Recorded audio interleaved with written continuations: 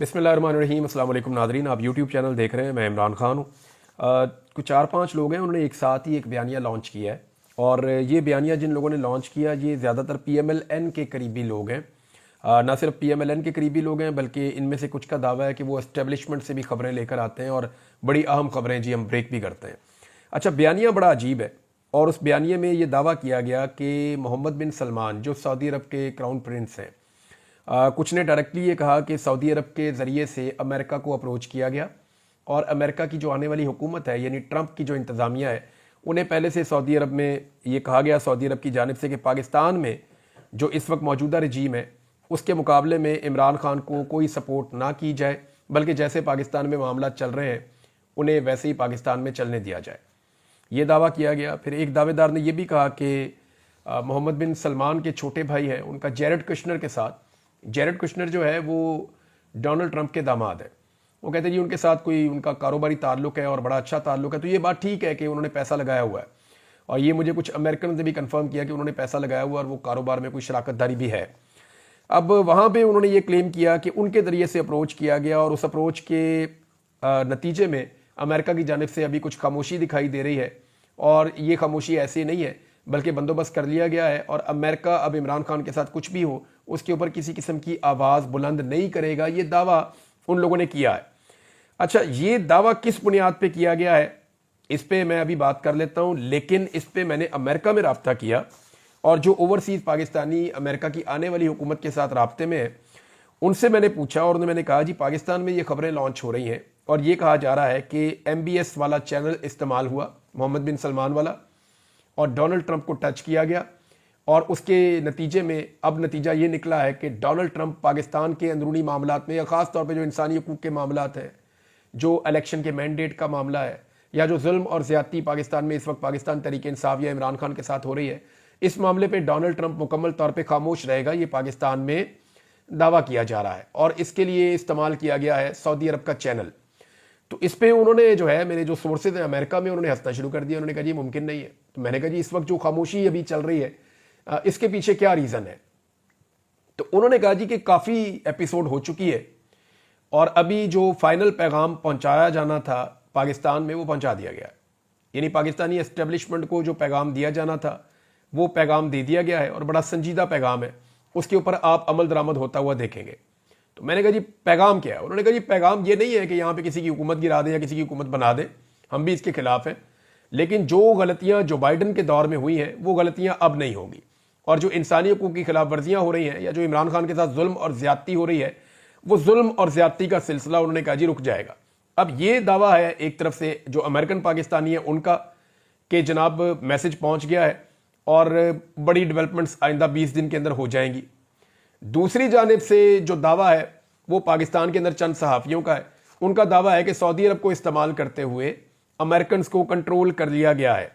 ये कंट्रोल कैसे किया जा सकता है, इसके अंदर हमें इस पे बात करनी पड़ेगी। ख्वाजा आसिफ साहब ने एक रहनुमाई की है, अगर उस चीज़ को आप देखें तो फिर आपको एक सवाल और आपके जहन में पैदा हो जाता है। ख्वाजा आसिफ का ये कहना है कि तमाम इंटरनेशनल रियासती ताल्लुकात में सौदेबाजी दो तरफा होती है। यानी इंटरनेशनल ताल्लुकात जो भी होते हैं या जो भी काम शाम होता है वो सौदेबाजी होती है और ये दो तरफा होती है, मुफ्त में इमदाद नहीं की जाती। अब आगे उन्होंने सवाल किया कि इमरान खान क्या सौदा कर रहा है, वो इन ममालिक को रिलीफ और इक़्तिदार के बदले क्या बेच रहा है। अव्वल तो बात यह है कि इमरान खान साहब का किसी भी मुल्क के साथ कोई राब्ता नहीं है, वो जेल के अंदर बंद है, उनका तो अपनी फैमिली के साथ राब्ता नहीं हो रहा, वो अपने बच्चों से राब्ता नहीं कर पा रहे, तो वो अमेरिका से राब्ता क्या करेंगे। दूसरी बात यह है कि क्या इमरान खान साहब ने अपनी पार्टी को कोई इंस्ट्रक्शन दी है, इमरान खान दे ही नहीं पाते। वजह यह है कि इमरान खान साहब की जितनी भी मुलाकातें होती हैं उन तमाम मुलाकातों के अंदर ऑडियो और वीडियो रिकॉर्ड होती है। इमरान खान साहब अक्सर कैमरे की तरफ मुंह करके बात भी करते हैं। तो अगर इमरान खान साहब ने कोई बात अमेरिका के लिए की है या कोई भी बात उन्होंने कोई पैगाम भिजवाया है किसी गैर मुल्की सदर को या वजीर आजम को या किसी को भी, अब अमेरिका में, बरतानिया में या कहीं पर भी इमरान खान ने कोई पैगाम भिजवाया तो उसकी रिकॉर्डिंग ज़रूर हुकूमत के पास मौजूद होगी और हुकूमत उस रिकॉर्डिंग को सामने ला सकती है कि इमरान खान ने ये वाला पैगाम अमेरिका के लिए या यूरोप के लिए या फलां मुल्क के लिए भिजवाया, या ये वो ऑडियो है या ये वो वीडियो है, इसके मुताबिक वो साबित कर सकते हैं। तो इमरान खान के पास तो ऐसी कोई सहूलत है नहीं कि वो पैगामबाजी कर सकें या चीज़ को बाहर पहुंचा सकें। लेकिन ख्वाजा साहब ने एक बड़ा अहम नुक्ता ज़रूर उठाया कि मुल्क अगर किसी दूसरे मुल्क की मदद करते हैं तो वो एक सौदेबाजी के नतीजे में करते हैं। तो अगर पाकिस्तान की जो मौजूदा हुकूमत है उसने डोनाल्ड ट्रंप को राजी कर लिया है कि जैसे हम कर रहे हैं हमें वैसे करने दो, तो इसके बदले में सौदेबाजी क्या की है? सवाल तो फिर यह भी उठता है। अब इस पे जो अमेरिकन पाकिस्तानी है उनका यह कहना है, उनका यह दावा है कि पाकिस्तान की जो हुकूमत है वो यहां पे कुछ ऐसी ऑफर्स कर रही है जो माजी में नहीं की गई। मिसाल के तौर पे जो ऑफर की गई है कि इसराइल के मामले पे, कश्मीर के मामले के ऊपर, ईरान और अफगानिस्तान के मामले के ऊपर अमेरिकन पॉलिसीज के मुताबिक पाकिस्तान अमल दरामद करेगा। लिहाजा ये ऑफर की गई है और इसके बदले में मांगा गया है कि इमरान खान के मामले में किसी किस्म की मुदाखलत अमेरिका ना करे, हम जैसे चाहते हैं जैसे कर रहे हैं हमें वैसे करने दिया जाए। उसकी एक वजह है, देखिए पाकिस्तान के ऊपर एक अजारादारी है एस्टेब्लिशमेंट की अजारादारी कई दहाइयों से है पाकिस्तान पे, और वो मिथ टूट नहीं रही। अब इमरान खान वो वाहिद आदमी है जिसने एस्टेब्लिशमेंट को शिकस्त दी है, हर मैदान में शिकस्त दी है। जुल्म और ज्यादती हुआ, वहां पे इतनी मार खाई इमरान खान ने, फिर भी खड़ा हो गया सीधा, तो यहां पे शिकस्त दी। फिर इलेक्शन के मैदान में शिकस्त दी, मकबूलियत के मैदान में शिकस्त दी, बयानिए के मैदान में शिकस्त दी। हर मैदान में इमरान खान ने पाकिस्तान की एस्टेब्लिशमेंट को शिकस्त दी है। अब अगर इमरान खान साहब कहीं इक्तदार में आ जाते हैं या वो पावर में आ जाते हैं, बाहर निकल आते हैं, तो फिर एस्टेब्लिशमेंट को बहुत बड़ी बड़ी मजीद शिकस्तों का सामना करना पड़ेगा, और उनकी जो एक अजारादारी कायम है पाकिस्तान के ऊपर, वो अजारादारी वैसे रहेगी नहीं। तो क्या वाकई में अमेरिका को ये चार चीजें ऑफर की जा सकती हैं कि पाकिस्तान अपनी फॉरेन पॉलिसी के हवाले से, चाहे वो कश्मीर का मामला है, चाहे वो फलस्तीन का मामला है, चाहे वो ईरान का और अफगानिस्तान का मामला है, इस मामले में अमरीकी ख्वाहिशात के मुताबिक पाकिस्तान आगे बढ़ेगा? अब यह दावा किया जा रहा है। दूसरी जानिब सऊदी अरब क्यों पाकिस्तान की हुकूमत के लिए अमेरिका को जाकर मनाएगा? सऊदी अरब के अपने बड़े काम है अमेरिका को लेकर के, यानी उनका यमन वाला मामला है, उनका मिडल ईस्ट के अंदर बहुत सारे मामला हैं, उनकी बदलती हुई पॉलिसीज के मामला हैं, वो एक मॉडर्नाइजेशन की तरफ जा रहे हैं, तो उनके तो अमेरिका के साथ और बहुत सारे वेंचर्स हैं सऊदी अरब के। तो सऊदी अरब पाकिस्तान की मदद क्यों करेगा अमेरिका के मामले में? अमेरिका को जाकर क्यों समझाएगा और क्यों लॉबिंग करेगा पाकिस्तान के लिए? वहां पे भी तो फिर कोई सौदा हुआ है ना। ख्वाजा आसिफ खुद कह रहे हैं कि जहां पे भी कोई मदद करता है तो किसी सौदेबाजी के नतीजे में करता है। हमने माजी में एक ही सौदा देखा है अभी होते हुए, और वो रेकोडिक का है। रेकोडिक के बारे में बहुत सारे दावे हैं। अगर आप बहुत महदूद दावे पे भी जाएं या आप सबसे कम कीमत भी लगाएं तो $100 अरब से बड़ा तो यह है रेकोडिक का मंसूबा। यानी इसके अंदर तांबे के और सोने के इतने बड़े ज़खायर हैं जिनकी मालियत $100 अरब से तो बहुत ज्यादा है। तो इसका मतलब है इसका 1% जो है वो $1 अरब से ज्यादा होना चाहिए। इसका 15% पाकिस्तानी हुकूमत सऊदी अरब को दे रही है, जो अब तक खबर आई है, और इसका फैसला अंदर खाते हो गया। और ये इसकी जो कीमत बाहर आई है मार्केट के अंदर, जो खबर आई है उसके मुताबिक ये कुछ $540 मिलियन यानी आधा अरब डॉलर है। आधे अरब डॉलर के अंदर 15% दिया जा रहा है, जिसकी मालियत अगर आप कॉमन सेंस से भी लें तो आपको $15 अरब से ज्यादा की बनती है। तो $15 अरब से ज्यादा की चीज क्या पाकिस्तान को आधे अरब डॉलर में दे देनी चाहिए? ये एक सवाल है। ख्वाजा आसिफ के सौदेबाजी वाले बयान से ये सवाल मेरे ज़हन में आया। इसका जवाब ख्वाजा आसिफ दे सकते हैं या पाकिस्तान की गवर्नमेंट दे सकती है। अगली खबर है नाजरीन इमरान खान साहब के हवाले से एक और। अच्छा, ये शहबाज शरीफ साहब को वसवसे आना शुरू हो गए, वो उन्हें क्यों आ रहे हैं इसको जरा समझें आप। शहबाज शरीफ साहब तारीफें कर रहे थे कि जनाब फौज ने हमें बहुत सपोर्ट किया है और मिलिट्री एस्टेब्लिशमेंट ने जैसी सपोर्ट अब की है ऐसी माजी में कभी नहीं थी। ये तो बात सच है। यानी मिलिट्री एस्टेब्लिशमेंट ने किसी पॉलिटिकल पार्टी को इतना नहीं पीसा, इतना नहीं मारा जितना पाकिस्तान तहरीक इंसाफ को मारा है, और इतनी सपोर्ट किसी और इत्तेहाद को नहीं की जितनी ये पीडीएम के इत्तेहाद को पाकिस्तान में सपोर्ट मिली है। और ऐसा रिग्ड इलेक्शन भी इससे पहले कभी नहीं हुआ जैसा ये अब हुआ है। 1971 में एक ज्यादती हुई थी, उसके बाद ये ज्यादती हुई है। अब शहबाज शरीफ साहब ने बीच में कहा कि बीच बीच में उनको वसवसे भी आते हैं। ये वसवसे आ नहीं रहे, ये इमरान खान साहब ने टेक्निकली काम ही एक ऐसा किया है जिसपे इनको वसवसे आ रहे हैं। मामला ये है कि जब इमरान खान साहब के साथ मुज़ाकरात शुरू हुए तो इनके दिमाग में ये चल रहा था कि इमरान खान साहब मांगेंगे मैंडेट वापस। इमरान खान साहब कहेंगे 8 फरवरी का जो मैंडेट है वापस करो।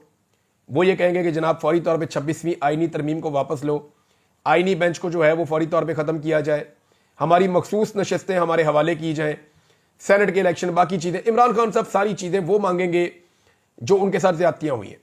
लेकिन इमरान खान साहब ने ऐसा कुछ भी नहीं मांगा। उन्होंने 2 चीज़ें ऐसी मांगी जो हुकूमत दे भी सकती है, यानी इससे हुकूमत नहीं जाएगी, ना हुकूमत गिरेगी, ना हुकूमत को कोई खतरा होगा। नंबर 1 वो कह रहे हैं जी जो सियासी कैदी हैं उनको रिहा कर दिया जाए, यानी जो अंडर ट्रायल है उनको रिहा कर दिया जाए। उतना बड़ा प्रॉब्लम नहीं है, अदालतों के ऊपर से दबाव हटा दिया जाए तो वो बेल करवा के बाहर आ जाएंगे। और वो आज़ाद फिरना शुरू कर देंगे। उससे हुकूमत नहीं गिरेगी, हुकूमत उससे गिरेगी नहीं, उससे इमरान खान साहब भी बाहर आ जाएंगे, हुकूमत नहीं गिरेगी। दूसरा जो इमरान खान साहब का मुतालबा है वो भी बड़ा जायज़ है। वो कहते हैं 9 मई के ऊपर और 26 नवंबर के ऊपर जुडिशल कमीशन बना दें। अब ये कमीशन के अंदर जो मेंबर्स होंगे वो तो हुकूमत ने मिलकर ही फैसला करना है ना। तो हुकूमत अपनी मर्जी के मेंबर्स लगा सकती है, अपनी मर्जी के TORs लगा सकती है, तो हुकूमत उसके अंदर भी कोई ना कोई रास्ता निकाल लेगी और वो इतना लंबा चला जाएगा वो इंक्वायरी में मामला, और कल को उसकी रिपोर्ट पब्लिक करनी है या नहीं करनी ये भी हुकूमत की मर्जी है, तो उसको भी हुकूमत साल 2 साल लटका सकती है अगर चाहे तो इन दो चीजों में तो हुकूमत नहीं गिर रही। फिर घबराहट किस बात की है? घबराहट इस बात की है कि इमरान खान ने वो क्यों नहीं मांगा जो उसको मांगना चाहिए था। तो वजह यह है कि इमरान खान को यह बात समझ आ गई है कि अब उनके बाहर आने का वक्त हो गया है। पब्लिक में उनकी मकबूलियत अपनी मिराज के ऊपर है, वो अवाम के अंदर बेहद मकबूल हो चुके हैं, बल्कि पाकिस्तान के बाहर आलमी सतह पर भी उनकी मकबूलियत बढ़ती चली जा रही है। यहां पर मैं आपको एक डाटा और दे देता हूं। दुनिया में जो सोशल मीडिया के सार्फिन है ना वो 5 अरब 22 करोड़ है। इतनी बड़ी तादाद है सोशल मीडिया को इस्तेमाल करने वालों की। अब इसमें मुसलमानों की एक बहुत बड़ी तादाद है। जो टोटल मुसलमान है दुनिया में वो 1 अरब 90 करोड़ मुसलमान है दुनिया में, यानी 190 करोड़ मुसलमान इस दुनिया में इस वक्त रहते हैं। अब सोशल मीडिया में इमरान खान साहब जो हैं वो 21वें नंबर पे हैं पूरी दुनिया में, और पॉलिटिशियन में पहले नंबर पे। जबकि इमरान खान साहब जो हैं वो मुसलमानों के अंदर जो बाअसर मुसलमान है पूरी दुनिया के अंदर 190 करोड़ मुसलमानों में 24वें नंबर पे इमरान खान साहब आते हैं। अब आप अंदाजा कर लें कि अल्लाह ताला जिस आदमी को मकबूलियत दे। इमरान खान साहब सिर्फ पाकिस्तान में नहीं पूरी दुनिया के अंदर मकबूल तरीन लोगों में से एक बनते जा रहे हैं। अब उन्हें यह पता है कि यह वक्त है बाहर आने का। अगर इमरान खान साहब अभी बाहर आ जाते हैं तो फिर वो हुकूमत को घुटने टेकने पर मजबूर कर सकते हैं। वो तहरीक चला सकते हैं, वो आईनी तरमीम के खिलाफ तहरीक चला सकते हैं, आईनी बेंच के खिलाफ तहरीक चला सकते हैं, वो मखसूस नशिस्तों के वापसी का मुतालबा कर सकते हैं, वो 8 फरवरी के मैंडेट की वापसी के लिए भी एक तहरीक चला सकते हैं। तो इमरान खान साहब दीवार के साथ हुकूमत को लगाने की कैपेसिटी रखते हैं, सिर्फ उनका बाहर आना जरूरी है। मेरे ख्याल में इमरान खान साहब ने अब यह फैसला किया है कि वो बाहर आएंगे, और वो बाहर कैसे आएंगे इसके बारे में हामिद रजा कादमी साहब ने बड़ी जबरदस्त बात की है। उन्होंने कहा जी इमरान खान साहब बगैर स्टाम्प पेपर के जेल से बाहर आएंगे। इससे पहले वाला जो तरीकाकार है ना वो स्टाम्प पेपर वाला है, गारंटियों वाला है। ये नहीं करूंगा, वो नहीं करूंगा, मेरा ट्विटर बंद रहेगा अगले इतने हफ्ते के लिए, इतने महीने तक आपको हमारी आवाज़ भी नहीं आएगी, मेरी बेटी का भी ट्विटर बंद हो जाएगा, मेरा भाई जो है वो तो पहले ही गुमसुम रहता है, चुप रहता है, वो भी नहीं बोलेगा। तो इस किस्म के जो गारंटीज हैं वो मियाँ साहब देते रहे हैं। पीपल्स पार्टी भी ऐसी गारंटीज देती रही है, लेकिन बेनज़ीर भुट्टो की एक ऐसी शख्सियत थी जिनको वो अनकंट्रोलेबल थी। वो वही बात करती थी जो उनको जमहूरी लगती थी, और वो बहुत हद तक खुलकर बात करती थी बेनज़ीर भुट्टो। हालांकि हर एक में कोई ना कोई कमी होती है। इमरान खान साहब के भी बहुत सारे प्रॉब्लम्स होंगे, बेनज़ीर भुट्टो साहब के भी थे, लेकिन चंद चीज़ें बेनज़ीर भुट्टो की ऐसी थी जहां पे वो कंप्रोमाइज़ नहीं करती थी, खुलकर बात करती थी। तो शरीफ खानदान जो है वो बहुत जल्दी कंप्रोमाइज़ हो जाता है। तो इमरान खान साहब बगैर कंप्रोमाइज़ के जेल से बाहर आना चाहते हैं, और हामिद रजा कादमी साहब ने उसको सिंप्लीफाई ऐसे किया कि इमरान खान बगैर स्टाम्प पेपर लिखे जेल से बाहर आएंगे, यानी उन्होंने कोई स्टाम्प दे के जेल से बाहर नहीं आना इमरान खान साहब ने। अब इसमें जो है कुछ लोग पहले इमरान खान साहब को दिन रात ताने देते थे, इमरान खान साहब के ऊपर ये एलिगेशन लगाते थे कि इनकी सोच जमहूरी और सियासी नहीं है। अगर इमरान खान साहब जमहूरी और सियासी सोच के हामिल होते तो वो लोग रोजाना ये कहते थे फिर इमरान खान साहब को चाहिए था कि वो पॉलिटिकल लोगों से बातचीत करते, यानी उनको ये ताने दिए जाते थे। पाकिस्तान तहरीक इंसाफ को ये कहा जाता था कि आप क्यों एस्टेब्लिशमेंट से बात करना चाहते हैं। तो इमरान खान का जवाब यह है कि भाई जो इस वक्त इस मुल्क में जो कुछ भी कर रहे हैं उन्हीं से बात करनी है ना। असली फॉर्म 45 मेरे जो ले गए मैंने उन्हीं से वापस लेने हैं। इनके पास तो सिर्फ फॉर्म 47 है जो जाली है। मेरा असली फॉर्म 45 तो एस्टेब्लिशमेंट के पास है जिनसे मैंने वापस लेना है, तो मैं तो उन्हीं से बात करूंगा। ताकत उनके पास है, हुकूमत उन्होंने बनाई हुई है, इक्तदार उन्होंने छीना है, रजीम चेंज उन्होंने किया, सारा कुछ। तो इमरान खान साहब पहले ये कहते थे, लेकिन ये सारे उनको ताने देते थे। अब इमरान खान साहब ने सियासतदानों से बातचीत शुरू कर दी है। अब आप अंदाजा करें कि वही सारे सहाफी, वही सारे लोग जो कल तक इमरान खान साहब को ताने देते थे कि आप सियासतदानों से बात क्यों नहीं करते, वही सारे लोग अब ये कह रहे हैं कि इमरान खान साहब सियासतदानों से बात क्यों कर रहे हैं। ये तो पहले बात ही नहीं करते थे, अब ये बात क्यों कर रहे हैं? क्या इन्होंने घुटने टेक दिए हैं? क्या इन्होंने हार मान ली है? क्या ये कोई डील कर रहे हैं? तो अब इस किस्म के सवालात उठाए जा रहे हैं। तो इसमें ना एक पंजाबी की मिसाल है कि आटा गुन्नी है तो हिलदी क्यों है, यानी आटा आप गूंदेंगे तो आप हिलेंगे ही ना। तो मुज़ाकरात ना करे इमरान खान तो भी इमरान खान विलन है, इमरान खान मुज़ाकरात करे तब भी इमरान खान विलन है। लेकिन अच्छी बात यह है कि इमरान खान साहब ने इन सबको मखमसे में डाल दिया है कि एक्चुअली होने क्या वाला है इनमें से किसी को भी आइडिया नहीं है। जनरल बाजवा के हवाले से जो है वो देखिए, आप वो बात कर सकते हैं। मैंने कुछ अर्सा पहले एक टेलीफोन कॉल सुनी थी, कोई और बात कर रहा था स्पीकर फोन पे, तो मैं सुन रहा था। वो एक दोस्त है, उन्होंने कहा जी सुने जरा जनरल बाजवा क्या कह रहा है। तो मैंने सुना, कोई 1 घंटे की कॉल थी, बल्कि मैंने 2-4 सवाल भी लिख के दिए। मैंने कहा ये भी पूछो इनसे। तो अब सहाफ़ी को और क्या चाहिए, अगर उनको पता चल रहा हो कि जनाब अंदर क्या चल रहा था और क्या चीज़ है क्या नहीं है। तो जनरल बाजवा को बहुत शौक है ये बताने का कि उनका कोई कसूर नहीं है। जनरल बाजवा को बहुत शौक है हीरो बनने का, अपने बारे में बताने का, पॉलिटिक्स में इंटरफेयर करने का। तो मुझे ऐसा लगता था कि जैसे ही उनके 2 साल पूरे होंगे 29 नवंबर को, जनरल बाजवा बोलना शुरू हो जाएंगे। लेकिन दिसंबर भी गुजर गया, जनवरी आ गया, जनरल बाजवा साहब बोले नहीं। अब जुनेद सलीम साहब हैं, सीनियर सहाफ़ी हैं, उन्होंने खबर दी है कि जनरल बाजवा मजबूर है और उन्हें पाबंदियों का सामना है और वो बोल नहीं सकते, क्योंकि उनके बोलने से मौजूदा एस्टेब्लिशमेंट को नुकसान हो सकता है और वो बोलना चाहते हैं लेकिन वो नहीं बोल पाएंगे, उनको मना कर दिया गया। ये उनकी खबर है। मुमकिन है कि ये खबर ठीक हो। एक खबर और है, वो भी मैं आपको दूं, फिर मैंने एक बड़ी इंपॉर्टेंट चीज़ है वो आपको बतानी है। वो ये है कि हसन न्याजी ने रहम की अपील दायर करने से इनकार कर दिया। इमरान खान साहब के भांजे हैं और इनको भी प्रेशर दिया गया, इनके बहुत सारे दोस्तों ने मशवरा भी दिया कि आप रहम की अपील दायर करें। लेकिन ये हसन न्याजी साहब ने और उनके वालिद ने, उनकी वालदा ने, इन लोगों ने फैसला किया कि वो रहम की अपील नहीं करेंगे और फैसले का इंतज़ार करेंगे। बल्कि उनके वालिद ने कहा कि हमें इंसाफ चाहिए, हमें रहम नहीं चाहिए, हमें इंसाफ फराहम किया जाए। सऊदी अरब के हवाले से जो दावा किया ना हुकूमत के कुछ लोगों ने या कुछ सहाफ़ियों ने, जो दावा करवाया गया कि मोहम्मद बिन सलमान ने ये कर दिया और या उनकी फैमिली ने ये कर दिया और जाके डोनाल्ड ट्रंप को इन्फ्लुएंस किया और वहाँ पे कोई लॉबिंग की है, अगर सऊदी अरब ने इसका जवाब दे दिया ना तो शर्मिंदगी डबल हो जाएगी। क्योंकि पाकिस्तान तहरीक इंसाफ के लोग सोशल मीडिया पे इस इशू को अब उठा रहे हैं और वो ये कह रहे हैं कि क्या वाकई सऊदी अरब इमरान खान को पसंद नहीं करता। क्योंकि ये दावा किया गया ना कि सऊदी अरब खुद भी इमरान खान को पसंद नहीं करता, मोहम्मद बिन सलमान। हालांकि इमरान खान साहब तो कहते हैं जी वो मेरा भाई है, और वो मोहम्मद बिन सलमान जो ऑन एयर कह चुके हैं वो भी ये कहते हैं जी मेरा तो बड़ा अच्छा ताल्लुक है। तो अब सवाल ये पैदा होता है कि पाकिस्तान तहरीक इंसाफ इस मामले को उठा रही है कि सऊदी अरब इसके ऊपर अपनी खामोशी तोड़े। और अगर सऊदी अरब ने, नॉर्मली वो नहीं तोड़ते अपनी खामोशी, लेकिन अगर सऊदी अरब ने इस पर अपनी खामोशी तोड़ी तो हुकूमत के लिए बड़ी शर्मिंदगी वाली सूरत पैदा हो जाएगी। नादरीन, एक और इशू उठा हुआ था, मैंने ये क्लेम किया था एक खबर को, मैंने इसको वीलॉग्स में भी बताया था, फिर मैंने भी एक ट्वीट किया। देखिए, एक तो जो हाफिज नईम साहब हैं जमात इस्लामी के सरबराह या अमीर, वो बड़े काबिल एहतराम है इस वजह से कि वो एक ज़बरदस्त पॉलिटिकल वर्कर है। दूसरी वजह उनकी ये है कि उन्होंने जाली फॉर्म 47 लेने से इनकार किया था। उनको भी एमएनए बनाया जा रहा था, उन्होंने इनकार किया कि मैं जाली फॉर्म 47 पे एमएनए नहीं बनूंगा। उन्होंने अपना उसूल बताया और बाद में उन्होंने ये बात सबके सामने भी रखी। तो ये दो चीज़ें उनकी बड़ी काबिल तारीफ है। लेकिन उन्होंने जब एक ऐसे कैदी को जो दर्जनों मरतबा ये कह चुका है कि वो इसराइल को तस्लीम नहीं करेगा, एक ऐसे कैदी को जो दर्जनों मरतबा ये कह चुका है कि वो फलस्तीनियों के साथ खड़ा है और जब तक उनको इंसाफ नहीं मिलता, उनको उनका हक नहीं मिलता, तब तक वो फलस्तीन के कॉज के साथ खड़ा रहेगा, वो अपने आप को पीछे नहीं हटा सकता। इस शख्स को, इस नौयत के शख्स को, जब वो कैद के अंदर है, मुश्किलात बर्दाश्त कर रहा है, उसके ईमान का इम्तिहान लेने का जो उन्होंने फैसला किया ना, और उस वक्त पे किया जब ये बारीक वारदात डाली जा रही थी पाकिस्तानी एस्टेब्लिशमेंट की जानिब से। यानी इमरान खान के बयान सबके सामने हैं, वो 1000 मरतबा ये कह चुके हैं, वो 1000 मरतबा बाद में भी ये कह देंगे।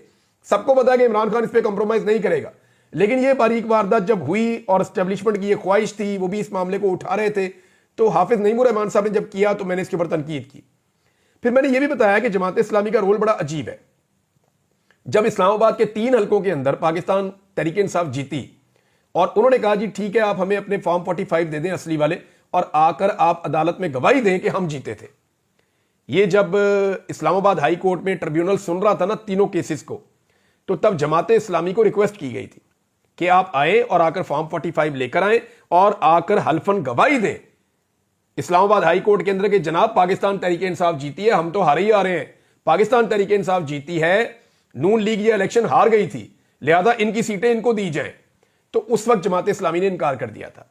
ये इनके जी मियां असलम साहब हैं जमात इस्लामी के, इन्होंने इंटरव्यू दिया है, हमारे बड़े अच्छे दोस्त हैं नादिर बलोच साहब, उनको इंटरव्यू दिया।